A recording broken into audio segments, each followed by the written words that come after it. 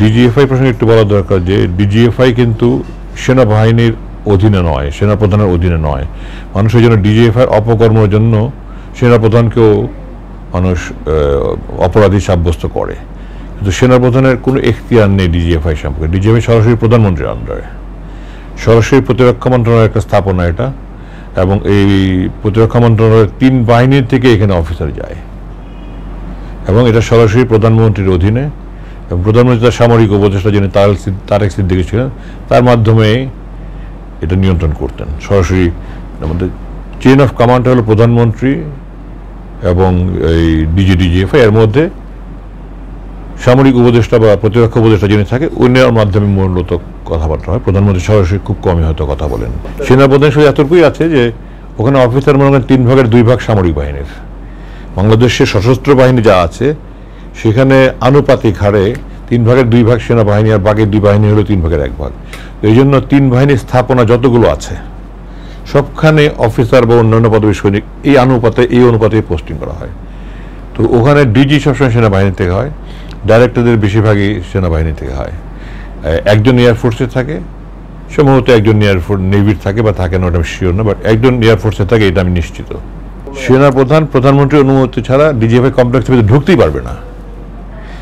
জি, তো মানুষ এটাকে জানে না দেখে মানুষ সেনাপ্রধানকে, ডিজিএফআই যত অপকর্ম করেছে সেনাপ্রধানের কোনো সম্পর্কই নেই।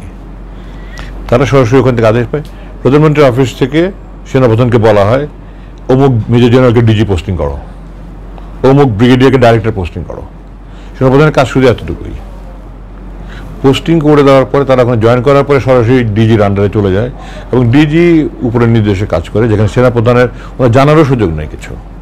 এখন ইনফর্মালি যদি অনানুষ্ঠানিকভাবে ডিজি যদি সেনাপ্রধানকে কিছু গুরুত্বপূর্ণ কিছু জানিয়ে থাকে সেটা ভিন্ন কথা, কিন্তু অফিসিয়ালি ডিজিএফআই সরাসরি প্রধানমন্ত্রীর অধীনে আসে, এবং ওনার কোনো দায়বদ্ধতা নেই সেনাপ্রধানের। সেনাবাহিনীর বন্ধ হচ্ছে মানুষ জানে না যে এখানে 3 বাহিনী, এবং ওই বাহিনী ডিজিএফআই সংস্থার সরাসরি প্রধানমন্ত্রীর নিয়ন্ত্রণে, মানুষ জানে না দেখেই বদনামটা করে। এখানে সেনাপ্রধান কিছু নেই। হয়তো এটা বলতে পারে যে মনে করেন আমাকে যখন নিয়ে গেল অগাস্ট, তখন মেজর জেনারেল আকবর ছিল ডিজি, সে হয়তো সেনাপ্রধানকে জানিয়ে থাকতে পারে স্যার ওনাকে আনতেছি বা ওনাকে আনার জন্য হুকুম হয়েছে বা কিছু, এতটুকু হয়তো জানতে পারে। কিন্তু এর বেশি কিছু জানানোটা জানিয়েছে কিনা আমি জানি না, আমি অনুমান করে বললাম যে যেহেতু সেনাপ্রধানের একজন 4 স্টার জেনারেল আর ডিজিএফআই কিন্তু 2 স্টার জেনারেল, তো এবং পরবর্তীতে যখন সেনাবাহিনীতে আসবে আবার এই সেনাপ্রধানের উপরেই তার প্রমোশন পদোন্নতি নির্ভর করবে, সুতরাং সেনাপ্রধানকে হয়তো উনি জানিয়ে থাকতে পারেন বলে আমি ধারণা করি, বাট বাধ্যতামূলক নয়। ওনার দায়িত্বের পরিধির মধ্যে এটা পড়ে না। তো যারা করেছে অপকর্ম তারা তাদের